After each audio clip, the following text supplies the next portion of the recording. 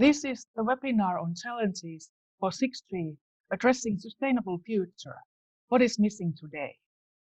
My name is Marja Matinmikko-Blue, and I'm the research coordinator of the 6G flagship at the University of Oulu. So welcome to this webinar.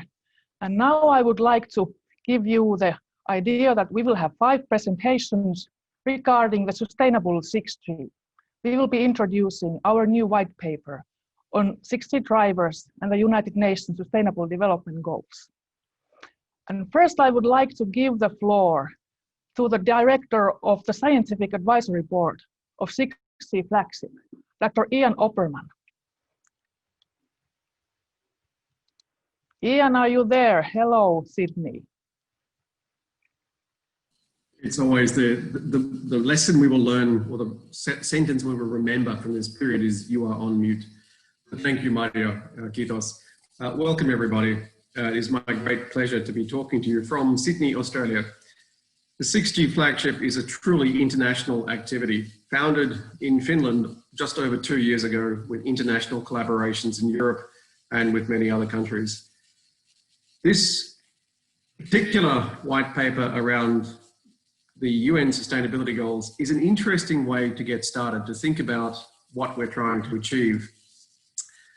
And it speaks to the fact that what we are looking to do is speak about societal impact as opposed to simply technological driven innovation. We know that every 10 years, approximately, we get a G, 2G, 3G, 4G, 5G. But we also know in practice that the world is changing. And as we face the next G, as we look from 5 to 6, and we think about the world of 2030, it lines up very well with the work that the United Nations has done around Sustainable Development Goals. The Sustainable Development Goals are a statement of how we would like the world to be by 2030. We speak about outcomes at a macro level: no poverty, zero hunger, good health and well-being, quality education. There are 16 goals that many countries have signed up to say, yes, this is what we want to achieve from an outcomes perspective. Those outcomes interact with each other, those outcomes are measurable, and every standard, every technological advancement, everything we do should drive us towards those outcomes. And our goals in 6G must align with those outcomes. This work, this first white paper, really speaks to how does technology, and in particular telecommunications, drive towards those outcomes. It's a goal that many people have, and it's a goal that many people will pay service to, but when we, in this particular paper, try to really understand the macro drivers, the societal drivers, the population drivers, and that 6G is not the end of the story. 6G is the next step in the story as we face a growing, urbanizing, aging population, and a range of challenges that we need to contemplate around the complexity of telecommunications, around trustworthiness, around green, around guaranteed performance, around seamless performance and secure performance in the context, of course, of GDPR. There are so many competing factors, but all of these trade-offs or considerations of technology, of society, of environment, really all of them must be considered when we think about the technological contribution to 2030. So I commend to you this white paper. I commend to you the fact that this is the first attempt that I have seen as a serious attempt to connect telecommunications technology to a widespread, universal, global series of goals which speak to our future world that we'd like to achieve.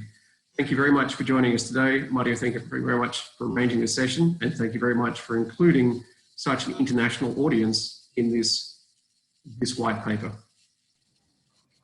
Thank you, Ian. And since it's past midnight there in Sydney, we allow you to go to sleep now. Thank you, Ian.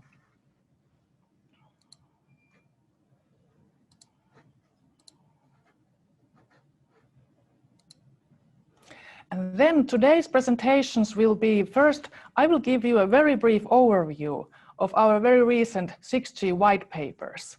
And after that, Dr. Volker Ziegler from Nokia Bell Labs in Germany will introduce envisions for the 6G technology and architecture.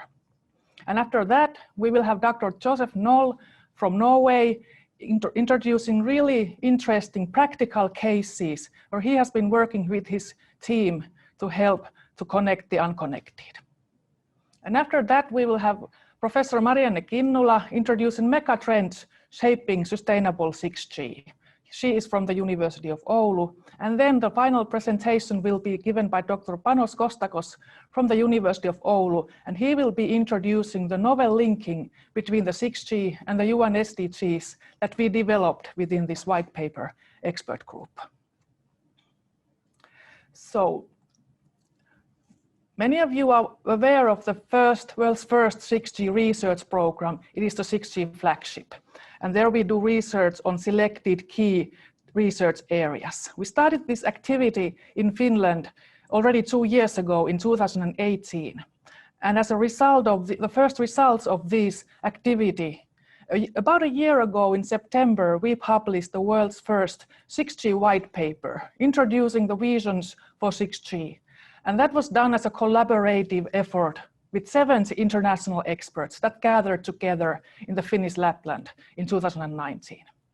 And one of the consensus that we reached when we were preparing this first white paper was the fact that the United Nations Sustainable Development Goals that are addressing the year 2030 should be the starting point for any 6G research and development, since these systems are also targeting the same year. And we continued the story after the first white paper. We established 12 new expert groups. We gathered more than 250 participants from more than 100 organizations in 30 countries. And we worked on a set of new topics, new white papers, and we published those white papers in June this year. And now this webinar series will be introducing those white papers in more detail. And you can find them in the 6G channel where the information is available. And today's webinar is dedicated to the white paper on 6G and the United Nations Sustainable Development Goals. And the major highlights from this white paper were the identification of what the world would look like in 2030, what are the megatrends shaping the developments. And we also developed a novel linking between 6G and the United Nations Sustainable Development Goals, and we used the indicators defined for the SDGs as the fundamental starting point. And then we developed a vision for 6G, where we see the role of 6G being very big in the achievement of these Sustainable Development Goals. And you will hear more about these things from the coming presentations.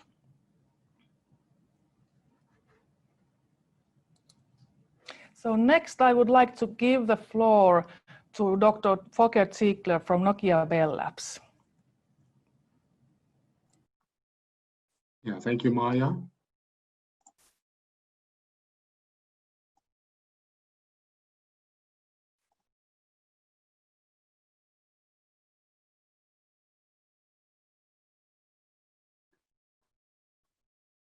So, dear ladies and gentlemen, this is about 6G. It's about 6G technology and architecture. And we at Nokia Bell Labs obviously are passionate about technology to connect the world, or I should say connect the worlds.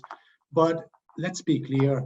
I think you, Ian, Marianne, just a minute ago in your opening words, you got it exactly right. This is truly about human experience in the sense of societal impact. It's about more than just technology and architecture for its own sake. Definitely, it's about making an impact in dimensions of society. And what I'd like to explore with you all in the next 10 minutes or so is truly what expanding human possibilities, unified human experience across the worlds really is, could be, and as we have had the pleasure out of Nokia Bell Labs to also help develop as part of this white paper. So how do you unify experience across the worlds? Well, it starts with a question, what do we mean when saying across the worlds? And obviously it's all about human experience, 10 to the power of X. And when we say across the worlds, what we mean is physical world, yes. And then Secondly, the digital world. And then last but not least, if you like, the biological world. And that, of course, ties into human experience in a very special way. So it's connecting worlds in ways as we have not done before in previous Gs, with previous Gs, and clearly with an ambition that goes beyond technology and architecture. Even though, having said this, and working with Nokia Bell Labs, it's a lot of fun to explore technology frontiers, come up with new ideas and concepts, and I look forward to giving you a sense of what these are. But before we go there, let's maybe briefly look at what the 10 to the power of X could stand for, the X's in particular. And I'd like to start really with value. Right, and when we use the term value, some of you might think this is about business value, and it's not wrong. Growth, I mean, sure enough, growth is one of the dimensions of sustainable development. It's reflected rightfully as part of United Nations Sustainable Development Goals.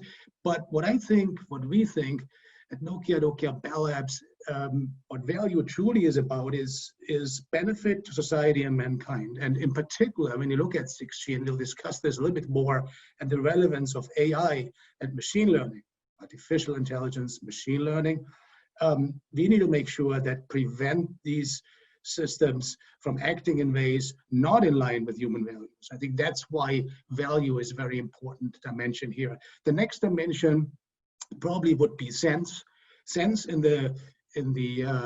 with the meaning of, if you like, adding the sixth sense to humans in terms of permanent augmented reality overlay, right? And with deep implications also for this planet and the way we work together, we live together, and we really also evolve as mankind.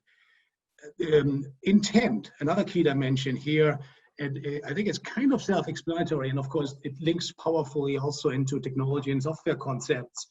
It's about declaration of goals, of objectives, if you like, without even specifying how to achieve them. How about that? If we could do software systems under this theme of 6G, and that's what the ambition is, where we could achieve that. Knowledge, another key dimension, and very relevant in conjunction with many of the sustainable sustainable development goals, sustainability development goals of the United Nations. So knowledge is probably one way to position this, is that we are really going post-Platonian. What does that mean? Remember Plato from ancient Greece. So Plato had this interesting battle with Socrates, like, why would you move from verbal teaching to written, right, to words? And that's happened, as you well know. We have lots of books, but now what's happening is we really move to visual, and that's part of already 5G evolution to some degree, but it'll fully happen with 6G. Trust, another key dimension, right, and very relevant for sustainability aspects and goals, why it will link into peace, justice, and strong institutional objectives in particular. Choice, that's another one, powerful one, about making sure we go beyond mass market paradigm, really tailored to particular human group needs, particular community needs, and so forth. Time might be another dimension. Time in the sense of giving humans time back, in the sense of extreme automation without human intervention where it doesn't add value. And then, of course, the last three axes, I think they are very powerful here in the context as we have explored also as part of the white paper effort: inclusion, affordability, and sustainability, right?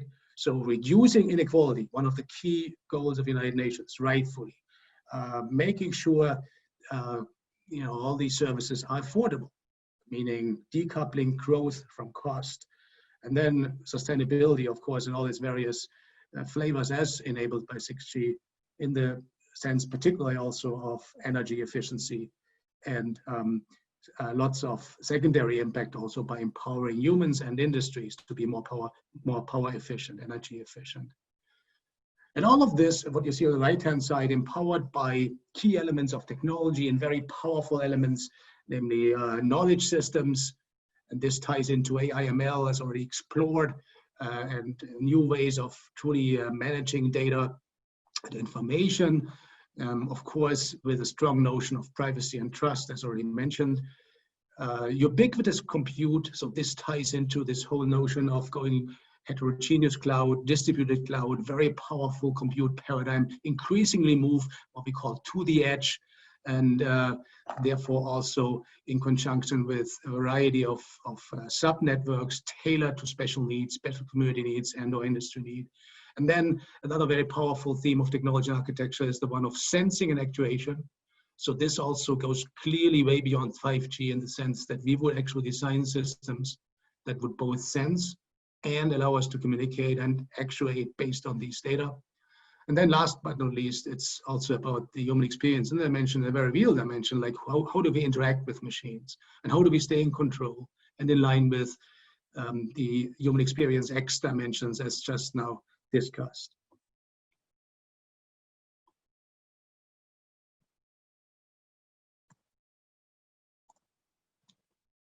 So with this, what will future communications look like in the 2030s? And I'm aware we could discuss this for a full hour, but let's give this just a very brief look.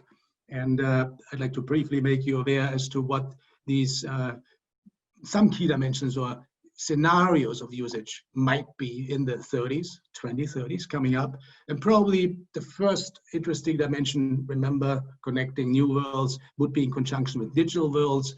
And it would start with this notion of mixed reality telepresence. Shucks, it would be great to not just face all of you, discuss with all of you out of a session like this, but really having a more mixed reality session where we would be able to move about and engage more, like with probably kind of avatar sort of presence in conjunction with high resolution mapping. And of course, applying that to more industrial context. New digital worlds would also mean various options of mixed reality co-design, right? Where you have not just twins, but you would be able to interact with haptic interfaces in new ways. So truly expanding the ways humans interact in various ways, also in the industrial production context and beyond. The next bucket of major transformation opportunity would be coming from augmenting our intelligence, so learning from and with machines, and at the same time finding very powerful and new ways of sensing, analyzing the physical world. And as said, this is a new dimension that 6G will bring, that we'll be able to do that. And as said, hopefully and definitely with an ambition to serve mankind in various ways. And this also ties into use cases in the space of medical, when you think about it, like building sub-networks that would help you monitor body condition and analyze. And again, of course, clearly with the notion as part of the design criteria that individuals are in control. The patients decide as to, do they want this, and what kind of, who controls the data, they need to be in control. And last but not least, talking about automation and new use cases and the new paradigm coming up in the 6G era in the 30s. It'll be a lot about robots, about scenarios of remote and self-driving, as well as controlling smart drones and robot swarms. And swarms of robots, that's really an interesting opportunity also for research. By the way, we at Bell Labs have started with 6G research 2 years ago, and it's been a fun journey. And having said this, of course, keep in mind that 5G has another 8 years to go. So maybe that's also just a comment which is appropriate and important. So just very briefly to maybe round this off and give you a glimpse or an idea as to what is it that we're actually working on, like more in the technology and architectural context. And so as to give you a little bit more context also, what are the enablers for technology side to make all this happen? What you see here are 6 key dimensions of innovation, technology, architectural innovation under the umbrella of 6G. Very, very cool areas of research, really. It starts with applying machine learning, artificial intelligence for air interface. So the way we really interface over the air from the radio to the network. And here we would have the ambition to create a new framework. Then, and there has been a lot of interest on this in the public, new spectrum technologies, particularly moving to very high bands of frequency above 100 gigahertz. There appears to be a sweet spot of sorts for special area networks around 140 gigahertz. And we are building prototype like modules, transceiver modules, for instance, in Stuttgart Bell Labs as we speak. So in the research sense, this is getting real. A lot of cool opportunity. Why? Because you get a lot of more bandwidth potentially. Third dimension to be mentioned, clearly, that's a very exciting one. It's that we would design networks not only for communications purposes, but at the same time also for sensing purposes. And then fourth dimension, lower left-hand corner here, indicated is really about RAN, so radio access, and core convergence as well as specialization. So this ties into a very powerful theme of, well, native cloudification in the next level, in the sense that the core, what used to be the core, so the central parts of the data centers, if you like, that make like 5G possible, the 6G, this will get further distributed and convergent really. And this gives us the opportunity to simplify more and therefore very powerfully not only reduce costs, but also reduce the efficiency in conjunction with the fully microservice-based architecture. Extreme connectivity, one more dimension of high relevance, especially maybe for the industrial kind of context also, and for mission critical cases as well. So how can you do 9.9 reliability, right? How can you do extreme reliability? How can you do low latency, even less than a millisecond? And that's where we have some cool ideas in conjunction with 6G now coming up beyond what 5G can do. And then last but not least, very importantly, and I think it's especially of special relevance, looking at some of the challenges we currently have on this planet. How do we assure security and trust and privacy? So what we do need is a new paradigm. And so as to make sure also we don't inadvertently share information with others. And with this, Marja, back over to you. Thank you, Volker. Very interesting presentation, and I believe that many of you have already some questions in your mind, so don't hesitate to write those questions already in the Q&A functionality. We will come back to those questions later on in this webinar. Next, I would like to hand the speaking term to Josef Noll. Josef. Thanks.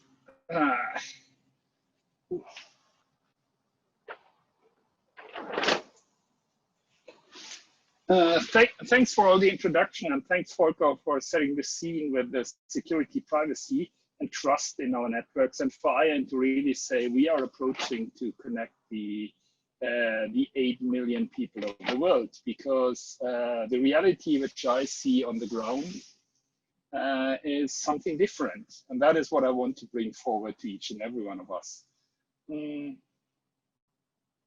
My name is Josef Noll. I'm professor at the University of Oslo and the Secretary General of the Basic Internet Foundation. The university, together with Cheddar Innovation, where, by the way, Internet came back in 1973 to Europe. So we have a long tradition with Opera software in '94 and with the Basic Internet Foundation in 2014. We simply focus on connect the unconnected, ensure that 6G will contribute to the empowerment of each and every single person in the society. And that has been, well, I would say we have been quite successful in terms of bringing that priority across, certainly the priority of access. As you see here is a national white paper from the government of Norway, who actually not only built a Norwegian perspective, but brought that perspective further to international organizations like ITU, like UNICEF, like this Project GIGA, the Project Connect, and all the initiatives which are going on through, for example, digital transformation centers at ITU, where we are involved. And what the priorities really are the priorities of access, skills, regulation, and inclusion. And of course, lots of these topics have been addressed already by Volker, but let me give you some very small examples. The example of what we see on the ground now. We are working currently in 6 countries in Africa, by convincing about building an information spot in each and every village, and B, trying to convince the governments to go for a national knowledge portal, incorporating all the information which we need to have. And what we experienced is the big digital divide to be also a gender divide, because boys have the toys and boys have the mobile broadband. What we often see is that the divide is both on the device level and on the mobile broadband access. And that the cost of access, especially when we talk about school connectivity, of like empowering youngsters to become part of the digital society, we have a long, long way to go. Because like, even when we try to bring the cost of a school with 1,200 children down to below $20 a month, we still get the argument it's too expensive to connect. So we are targeting somewhat between $10 and $20 for connecting schools in rural Africa as the goal. And that is really a goal which is hard, knowing that, for example, the 5G license spectrum is about $20 per license package. The second area we want to address is digital health for everyone. I mean, when you come out to the bush in Africa, you actually recognize that there isn't simply connectivity, that people don't know about whatever health stories we talk about. So when we came to the area of Corona and COVID-19, bringing information about how to change your behavior out to people was one of the most challenging tasks we have. And of course, at the end of the day, we all know that if we don't get the community members with us, then as a result, we will remain and see a community which is divided, which will not be with us towards the digital transformation.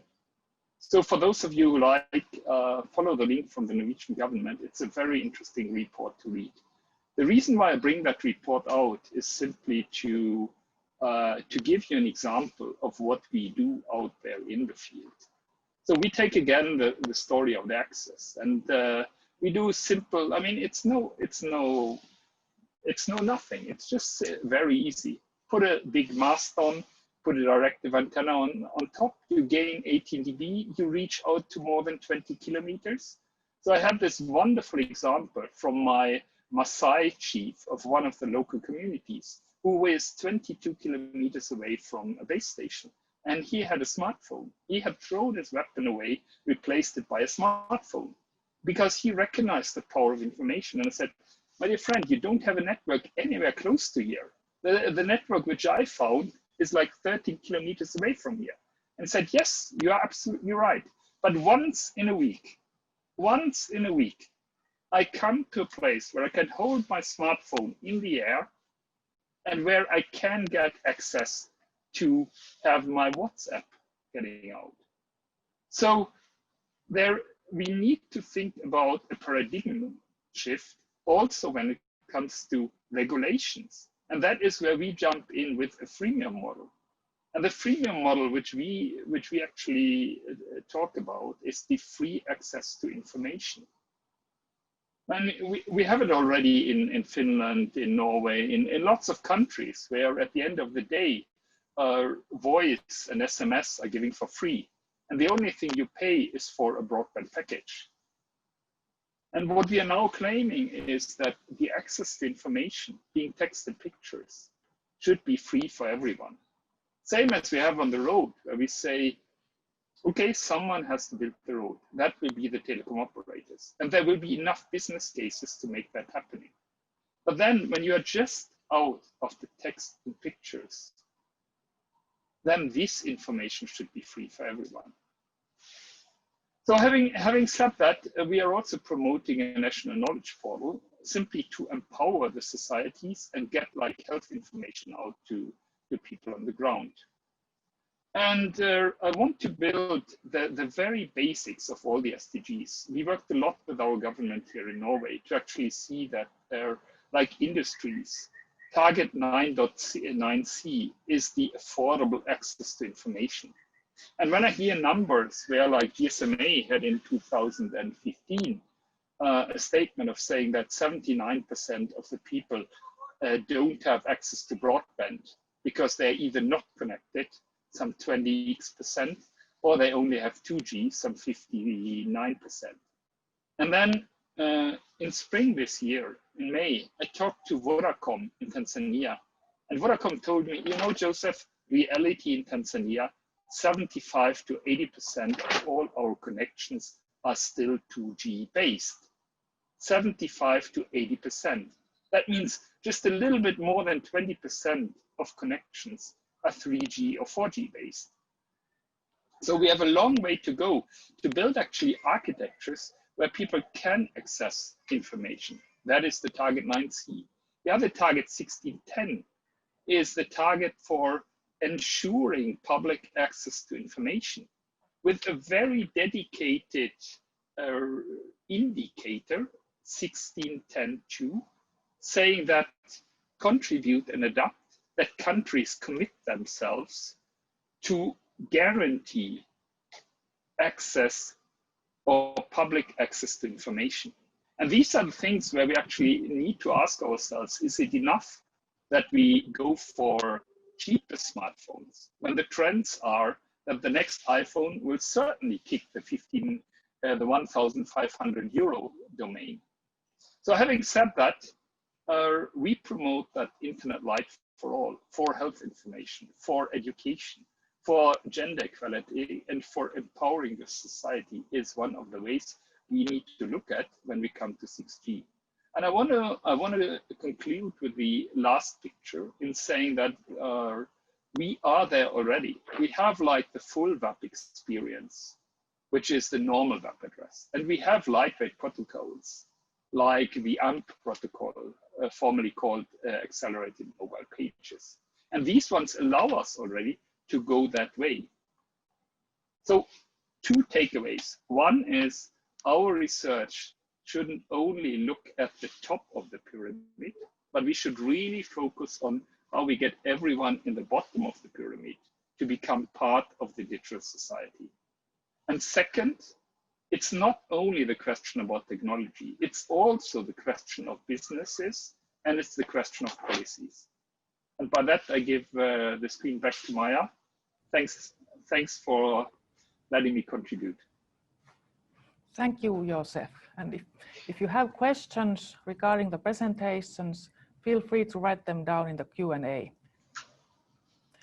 And now, after these presentations, we will now go into more details about what we actually did in the white paper, linking 6G with the UN SDGs. And we have highlighted 2 themes, megatrends, and then this linking process. And next we will be introducing them in more detail. And our presenters will be from the University of Oulu. First one is Marianne Kinnula. Thank you, Marja. Hello, everybody. My name is Marianne Kinnula, and I'm an associate professor of human-centered design and digitalization in University of Oulu. I'm really happy to be in this webinar and tell you how we addressed sustainable development of 6G in this white paper through different mega trends. To give you some background first, on this slide, you see how we mapped the megatrends with the so-called quintuple helix model. We wanted to understand what kind of factors are related to sustainable development of 6G and its ecosystem. And on the one hand, we wanted to understand what affects whether the 6G development itself can be sustainable. And on the other hand, we wanted to understand how 6G development can affect the society around us. This model sees the world as consisting of 5 subsystems. And those subsystems show in the picture as dark blue boxes. And they are political system, education system, economic system, natural environment, and public society. Knowledge and know-how circulate between these subsystems. They act as inputs and outputs to the subsystems. And as a result of all this model or interaction between these subsystems are innovations. And in this case, sustainable development of 6G, which is in the middle in the figure. So we first took this conceptual model to guide us to understand what kind of factors we need to consider. And then we took different sets of megatrends. We had already analyzed these megatrends in for the other white paper, the business white paper. And we mapped those analyzed megatrends with this quintuple helix model system. Next, I will go through a couple of, not all, of these megatrends and our view on how they are related to sustainable development of 6G. So let's next take a look at the world at 2030.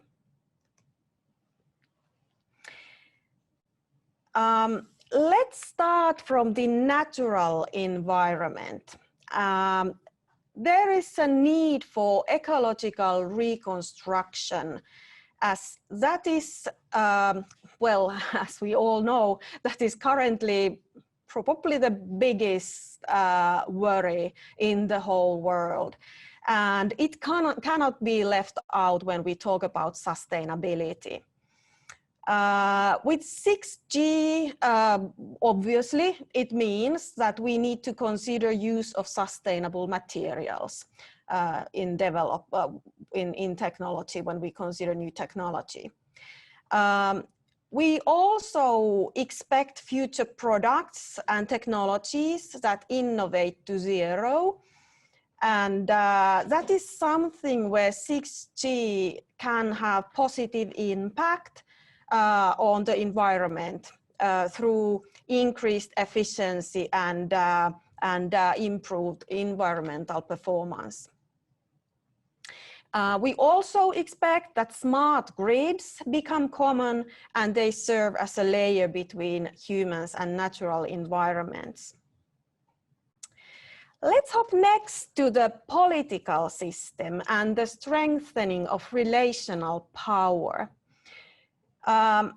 It is not so clear anymore in 2030 who has the power, and actually somebody might say that we already live at least partly in that world, as not only states have the power, but also companies, regions, communities, and transnational organizations. Key questions here are: who will own the data that is continuously accumulating?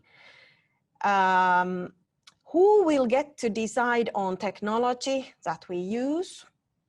And who will set the rules and regulations that govern what we can do?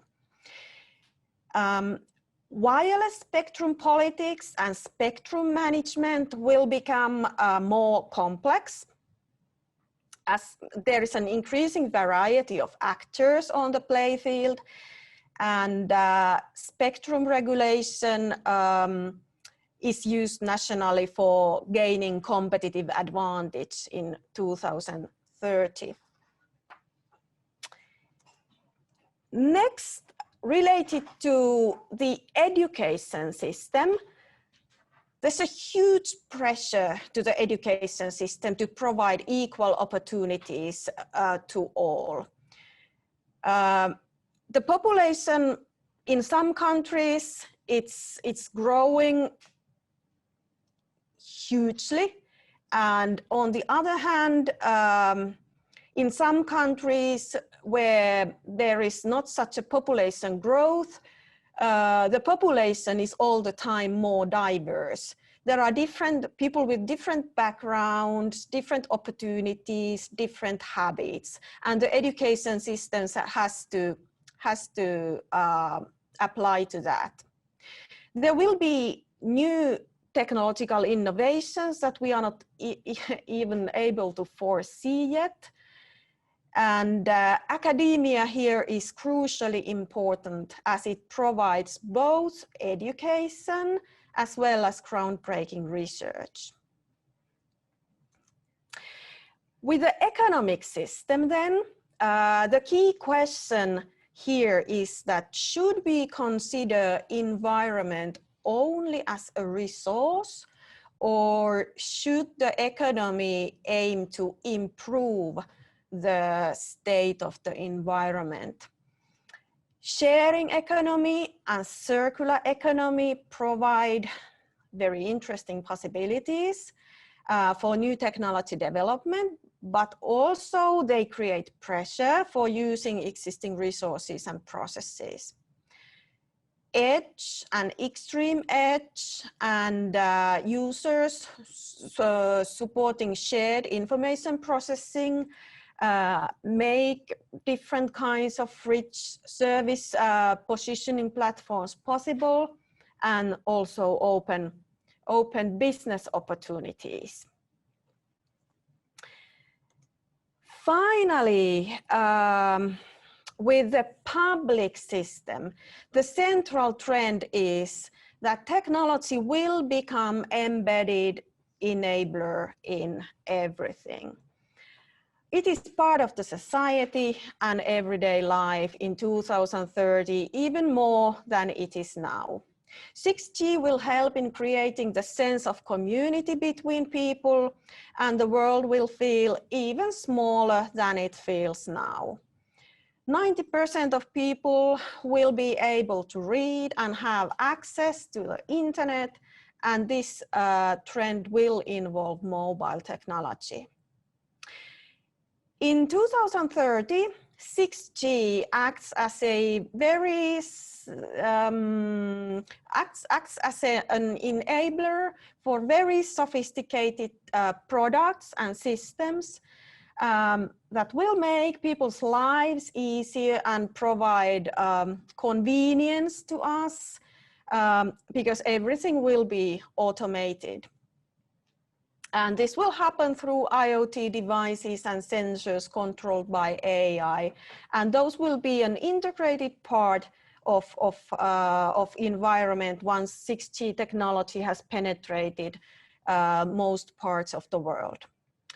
This provides, once again, huge opportunities for individuals, businesses, and societies, but it also sets a huge pressure to technology developers to develop such technologies that do not deepen the digital divide, but they instead provide everybody equal opportunity to use them, and also that the technologies are secure and can be trusted.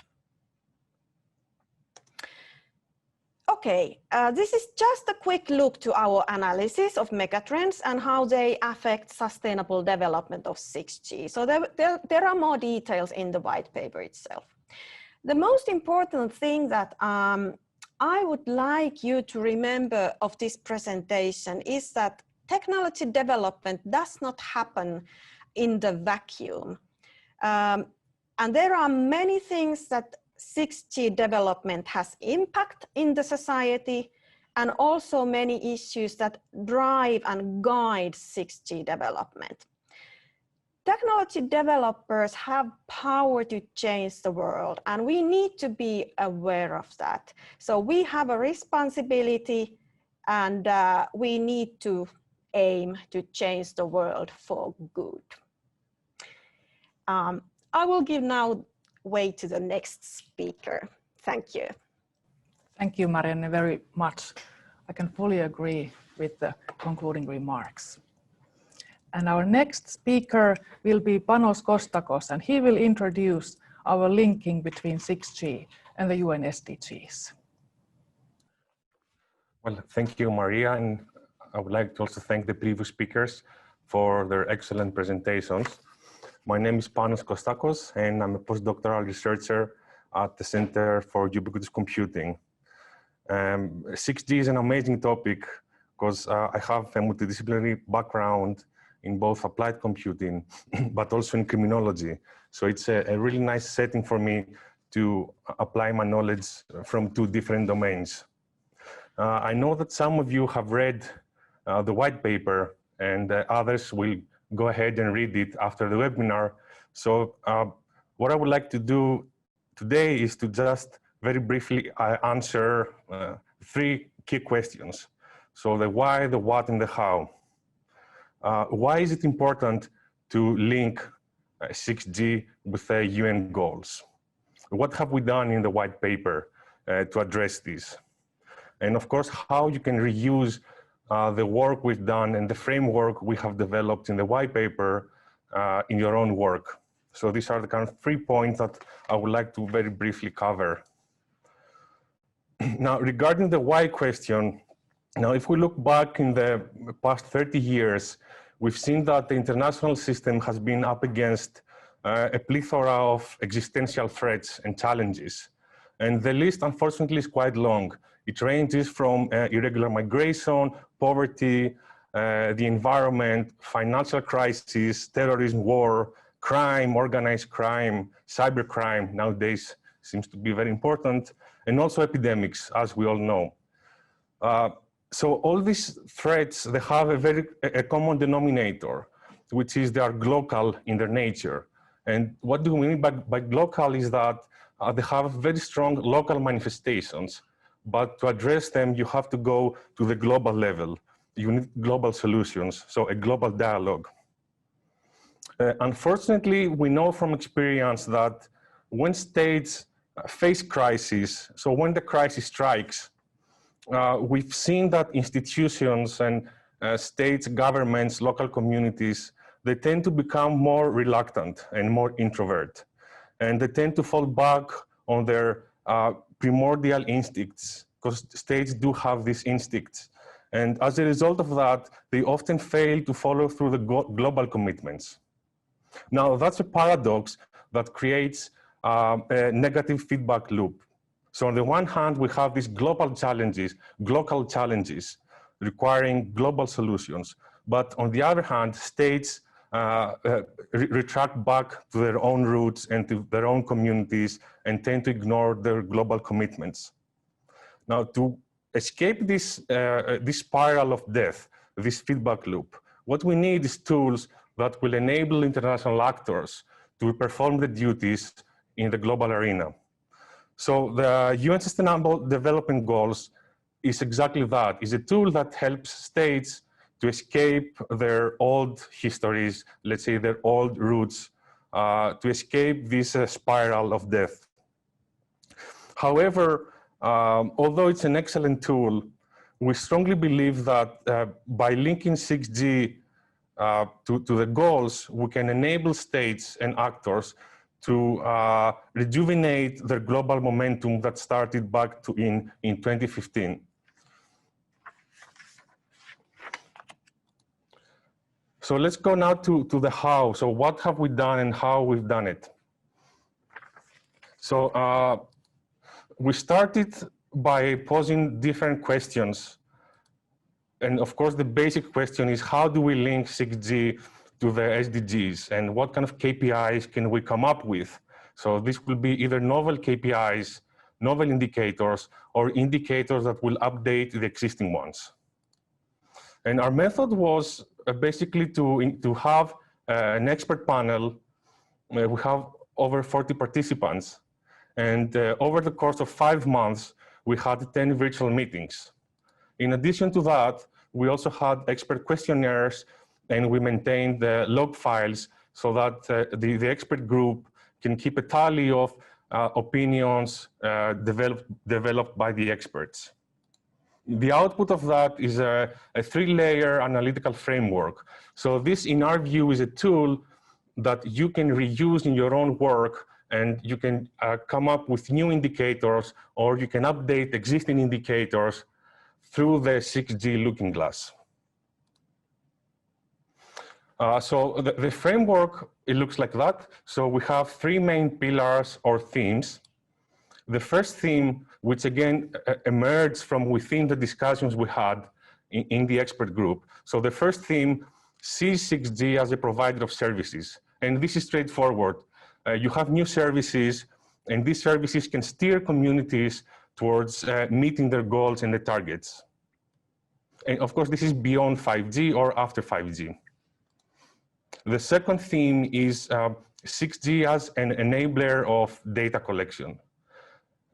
This is, personally, I think it's one of the key highlights, because with 6G, we can really access data that we didn't have access before. And this enables states and international actors to report on indicators, so to meet their commitments, let's say. And finally, we have the third theme, which is dealing with the governmentality of 6G. So 6G will also create new needs, and will create a new technology system, ecosystem. And within this ecosystem, we think that the UN goals will have a huge impact. So now we have the framework in place, but before applying the framework, we also took this step. So we conducted strength and opportunities analysis, because we don't think that 6G is a cure-all solution.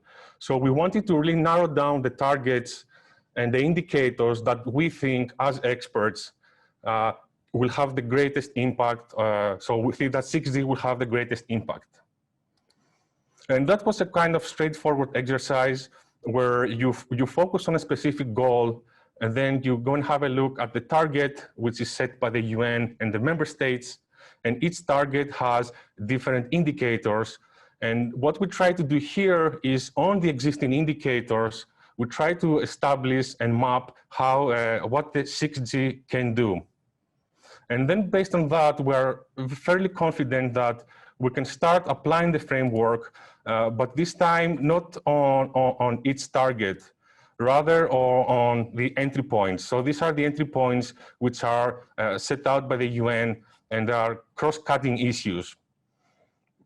So once you have the framework, you select a topic or a goal, and then you just, from each different category or theme, you identify the indicators that can be used to kind of further the commitment of the states. So in this case, we're looking at urban and peri-urban development. And of course, there are few indicators that we're not listing here, but the obvious one will be the number of autonomous vehicles, for instance.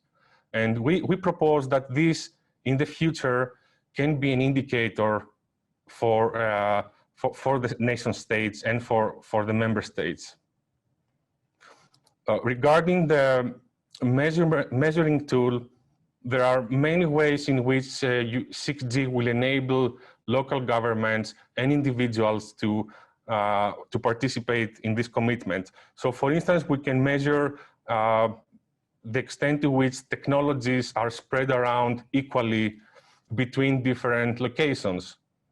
We can also look even in more advanced data disaggregations, such as within specific neighborhoods or even within specific blocks. How is the technology performing?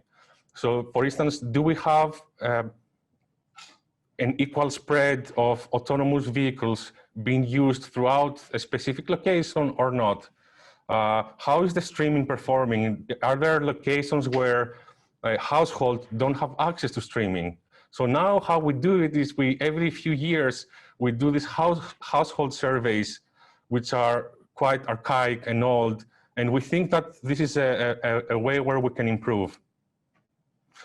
And finally, with regards to governance and governmentality, we can think of a number of indicators, such as the operators within the market, the price, privacy. So there are many different indicators that maybe you are even a better expert to elaborate more in the future.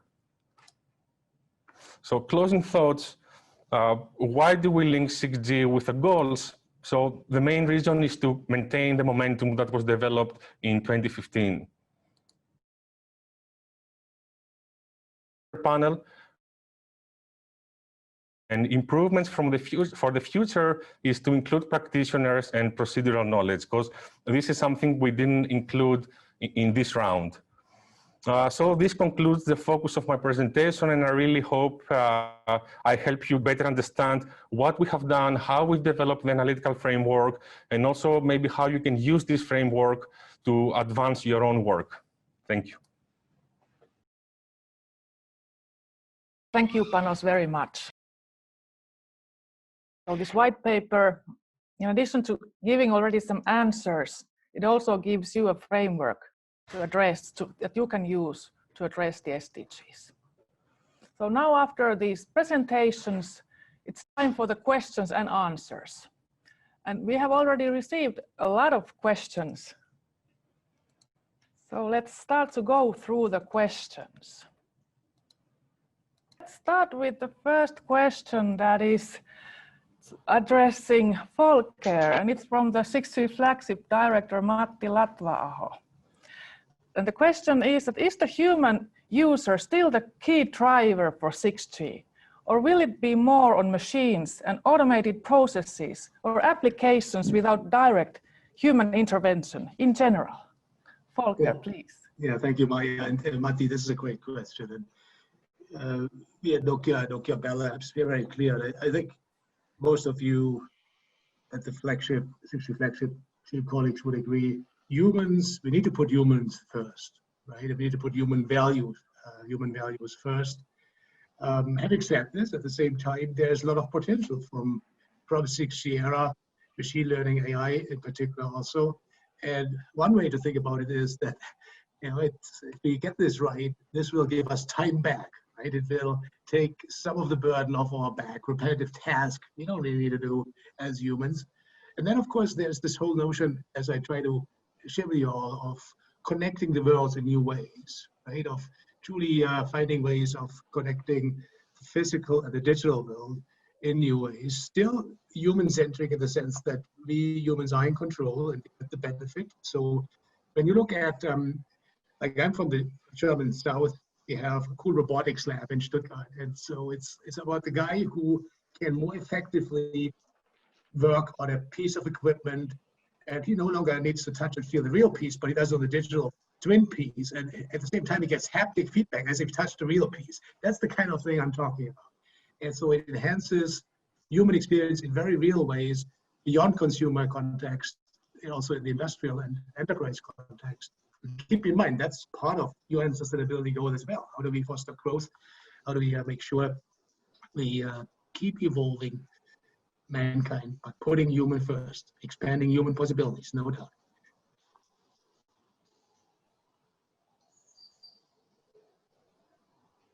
Thank you. And then the next question is about the underdeveloped and rural areas.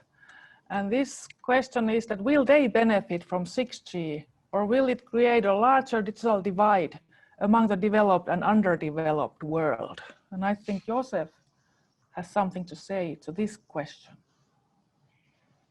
Yes, my principal challenge is that how can I convince the money givers, the politicals, to actually put the focus on what we are working on? Like, as of now, return on investment, ROI, is the driving force for all what we are doing. And Volker will certainly agree on that. Seeing it from a business point of view, we need to have like the return on SDGs, meaning a measure towards what is really the return on what we are doing with respect to the SDG indicators which we achieve. So we need to ask ourselves, how many schools have we connected? How many people have got the free access to education?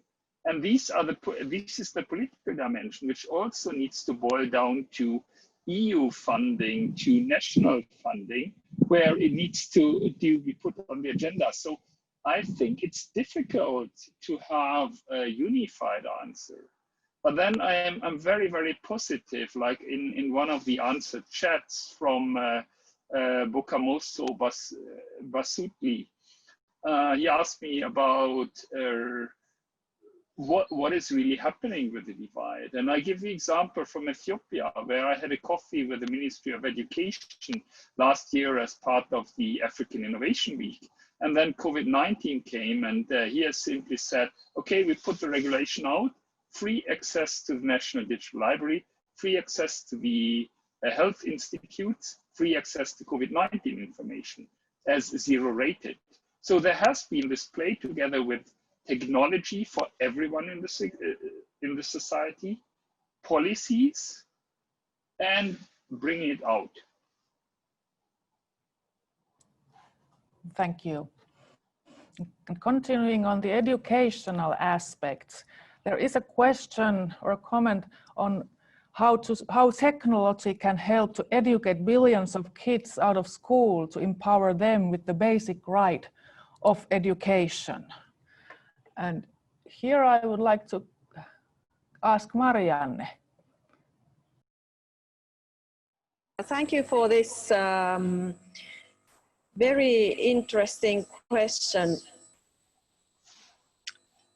I wouldn't say that 6G per se is able to do anything, but if we can, with the help of new technologies and penetration of mobile technologies further in this world to the areas where we don't have technology yet or penetration yet, I think that different opportunities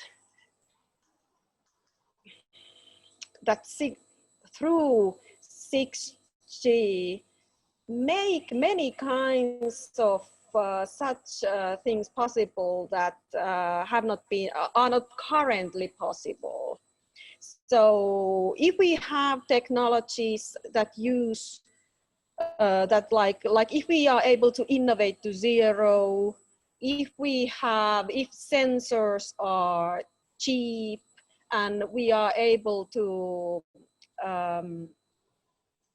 have IoT everywhere, of course not everywhere, but anyway. So I think that these give such kind of possibilities that we haven't had before, and they make many things possible that haven't been possible before. So it's something that we will see, but we think that it at least opens us opportunities to consider new ways for education and new ways for bringing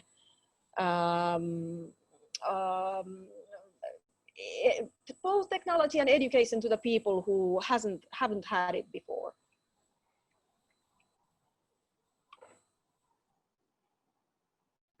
Thank you, Marianne. And then there is a question about how do you foresee the practical implementation of network as a sensor concept?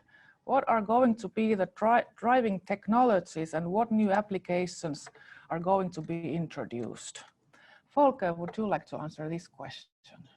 Yeah, so keep in mind, this is the beginning of a journey, research journey, but I can tell you that we have conceptually made very good progress at Nokia Bell Labs in looking at high level conceptually, what would it actually mean to co-design systems for both communications and sensing purposes.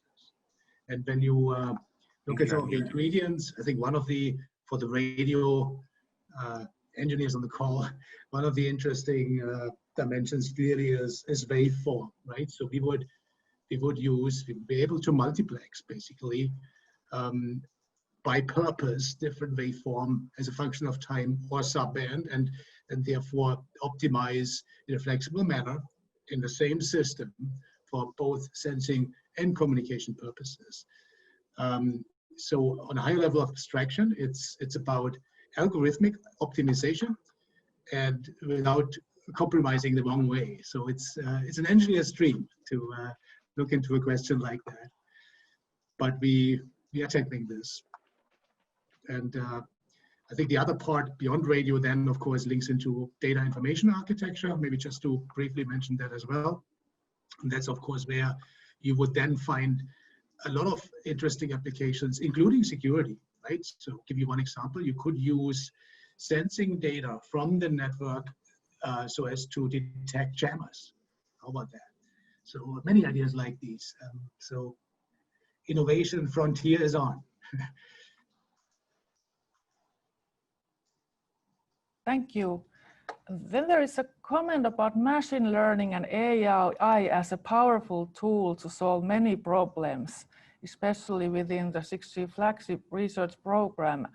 And there's a question that is there any initiative in the 6G flagship program for collaboration among research groups to share data sets and solve problems together? And I could respond to this question that now that we have this set of webinars coming, 12 webinars addressing the different white papers, and one of the white paper really is about machine learning in wireless communication networks. So stay tuned for this and stay tuned in the 6G channel, because there we will be making announcements about the collaboration activities. Then there is one question about the economy parts, and a comment that we should not assume that the ecosystem that is now using the communication networks will stay as it is when we move to 6G. Sensing and programming are very different businesses. And so the question is that how will the ecosystem built on 6G look like? It's a difficult one, there is no answer yet, but would Josef like to answer?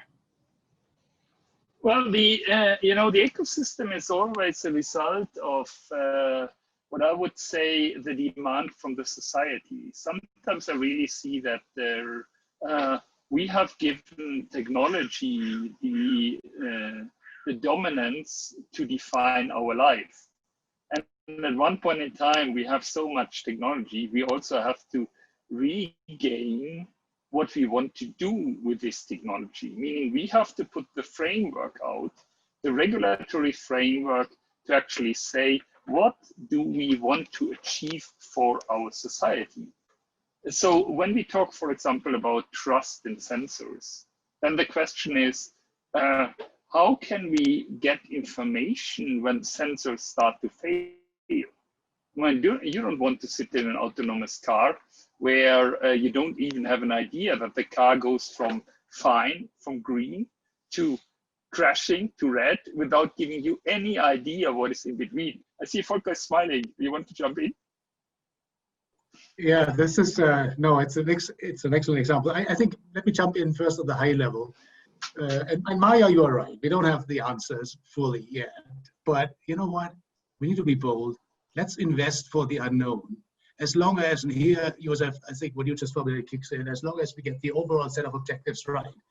But this is still like 8 years away, 10 years away. So if we don't know all the details of the use cases and how they look like, that's just fine.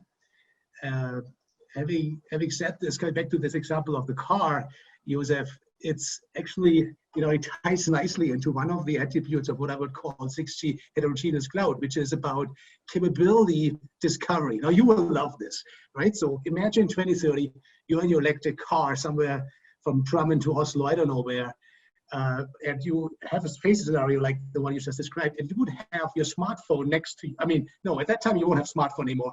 It's different, but something like a smartphone. It might be you partially, it might be part of the car, whatever. But so the car system fails, and the smartphone within milliseconds takes over all the vital car functions.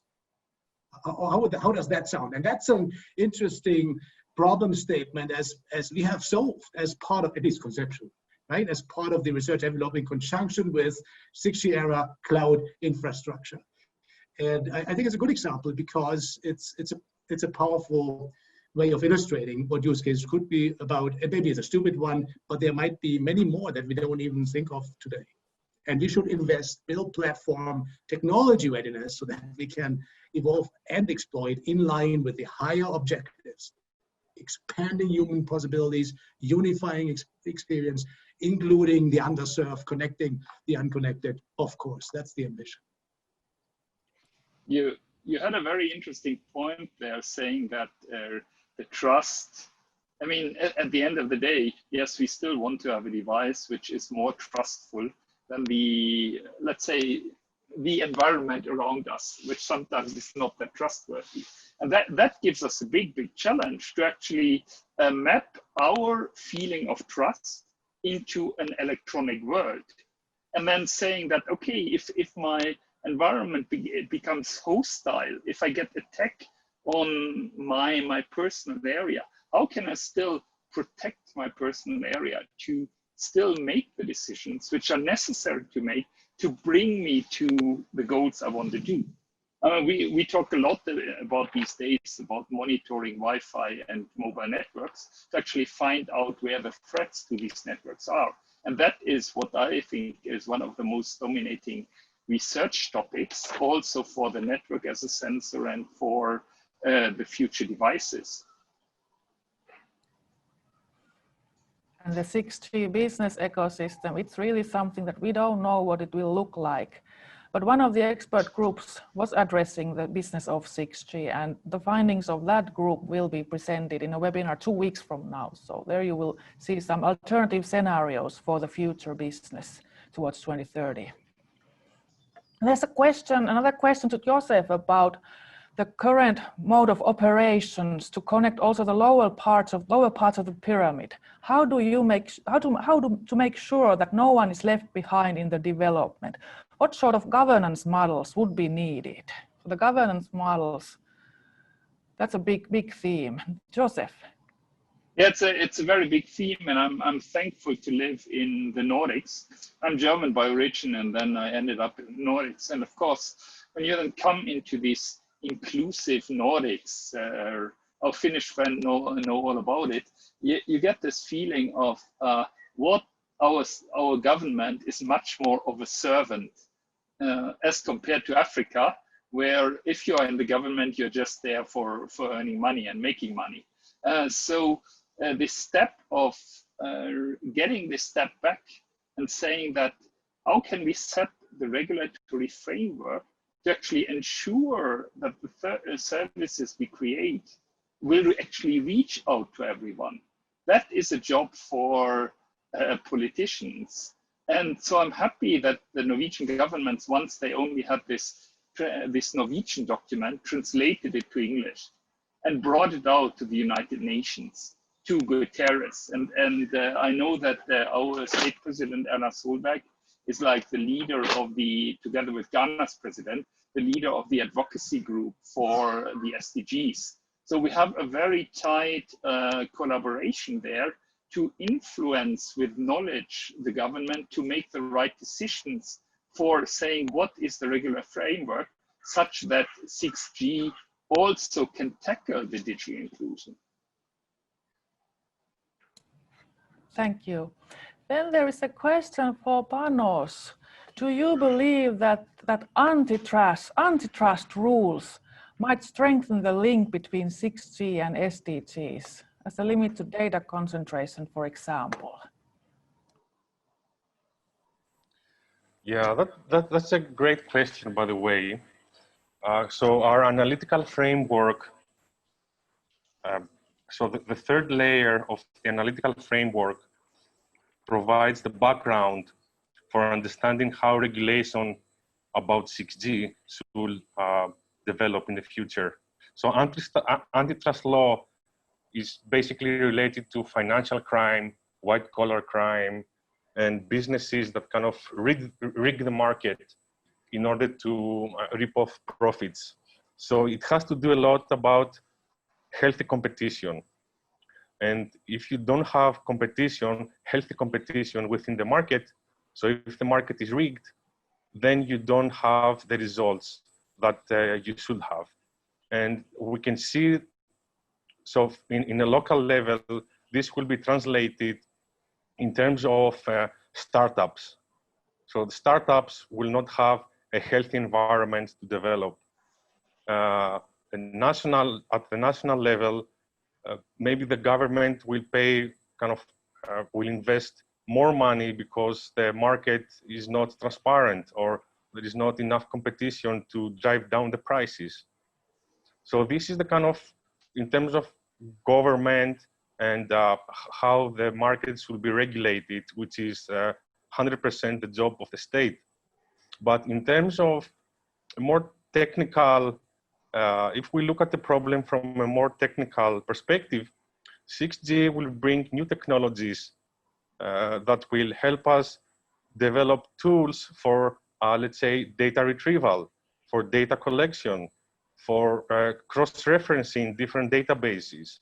So many countries around the world don't have the tools to cross-reference even a simple database between, let's say, a bank and the tax office.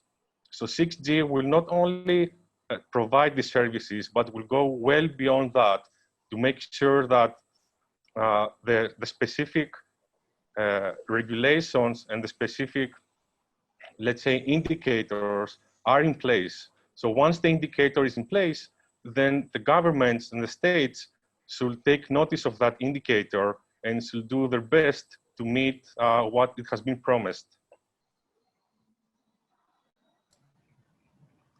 Thank you, Panos. There is one comment about that one of the webinar participants is fascinated by the clarity with which we explain the subject and the technical, social, legal, and other implications. And that's a great comment, because that really is the whole point in this 6G research that we are now working on, that it is really multidisciplinary. All the aspects, it's not only technology development, but it impacts the social issues so much and vice versa. And there's the legal dimension, all the other things. So it really is the goal in the research to bring this together. And there's a lot of arena for research in the 6G field. Then there's a question about the roles of UAVs, unmanned aerial vehicles, and satellites playing in the 6G era. Volker, would you like to clarify what kind of role UAVs and satellites could have? Yeah, no, I think it's a great question, because it ties into this whole objective as we have, and as also formulated as part of United Nations ambition, to include communities who are not well connected today.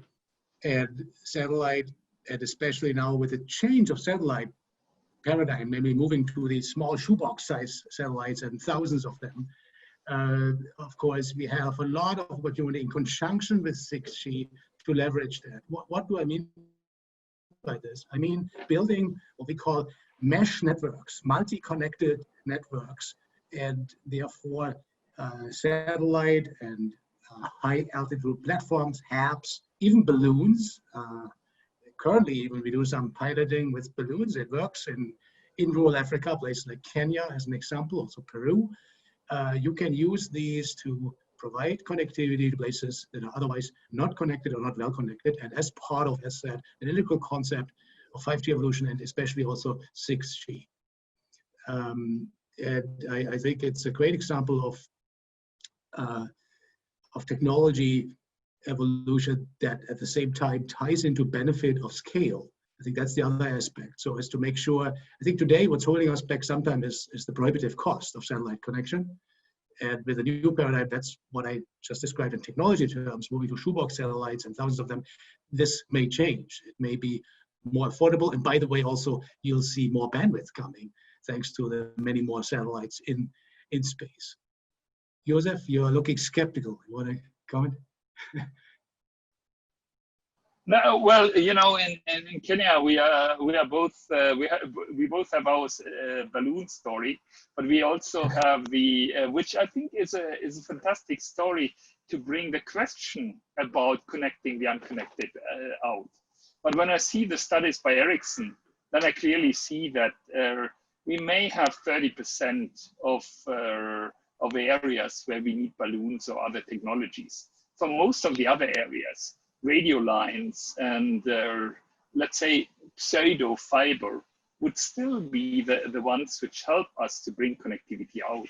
And I mean, we see like novel energy, I don't know, these kites flying around, which we talk with them about building them as a base station for both serving an environment and creating energy. So lots of new solutions where the energy plus communication should be seen under one header. Yeah, and I think one thing is very important, and you're right in pointing this out, that we at Nokia Bell Labs have consistent data sets on this. I mean, clearly satellite is not to cover the planet. It's about, I think it's more, the biggest value you get from really connecting areas that are not yet connected. I think that's probably what you just referred to, and I absolutely would agree with that. We at Nokia would agree with that. The other exciting piece is that you would be able to rewrite some of the solution context. But what I mean by this is applying 6G even to the way you run ground stations, for instance, right? You would look at satellite operators as an enterprise, just to make that point as well. So it's a pretty pervasive story when you look at 6G and what it could enable.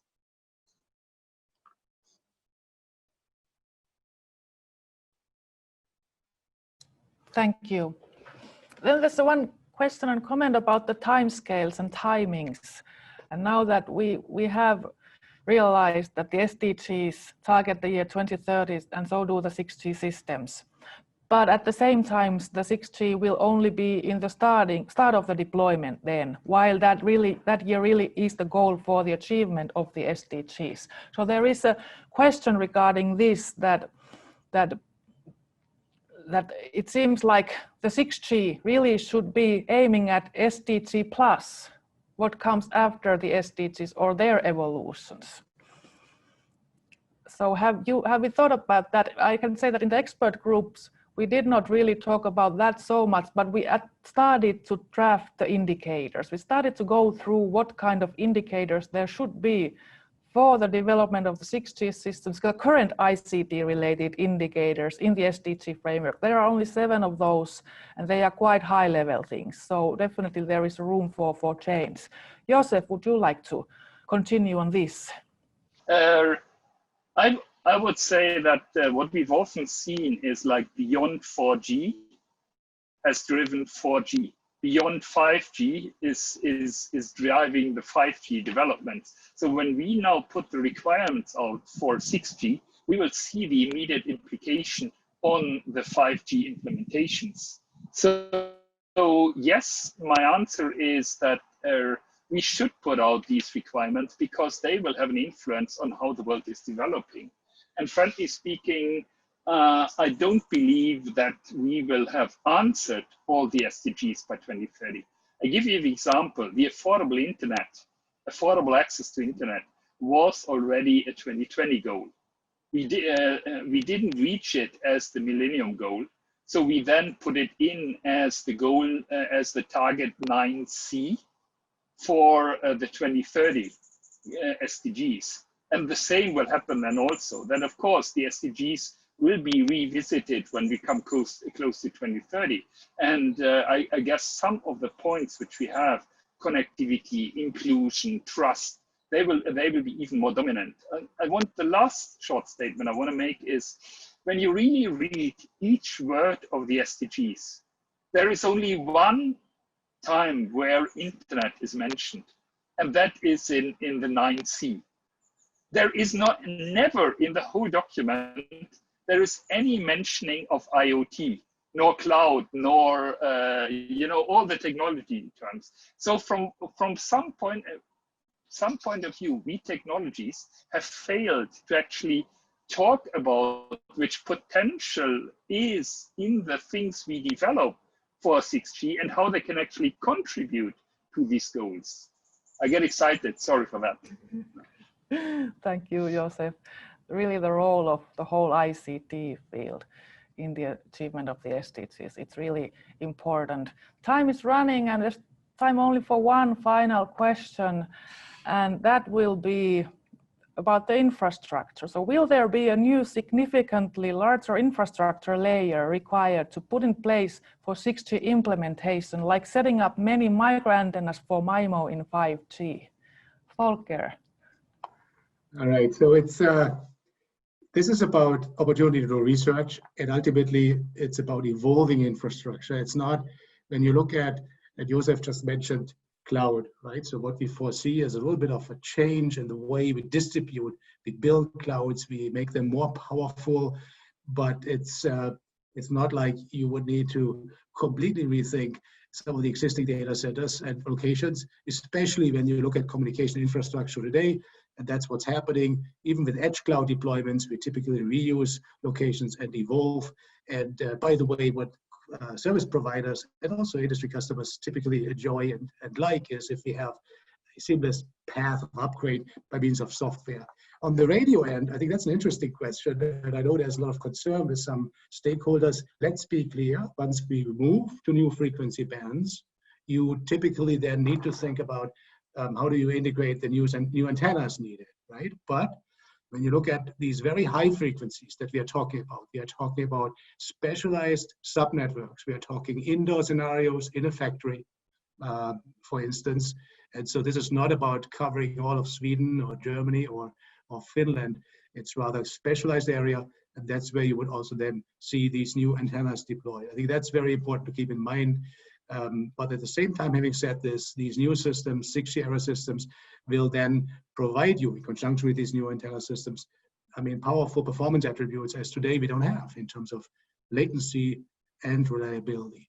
And of course, and that should probably be the final sentence, contributing to sustainability goals also of the future, goals of growth and sustainability on an abstract level. I agree with Josef. They will also matter into the era of 6G, and I think there's one dimension particularly relevant. It's the dimension of value with this prominent role of AI and machine learning kicking in. Let's make sure, and we had a question on this earlier, we need to put human first. It's about human experience, 10 to the power of X, expanding human possibilities. Thank you, Volker. So thank you all participants, all panelists. Really nice to have so many of you attending this first webinar in our 6G Research Visions webinar series. Thank you. And some final remarks. So this was the first webinar. We will continue with 11 more webinars. The dates and titles are there. You can check them in this 6G channel. And already the next two, their opening registration has opened, and you will be able to learn about the business of 6G and the rural and remote area connectivity challenges next. And what happens next? We will put this video online shortly, and you will also receive an online feedback form. So thank you on my behalf.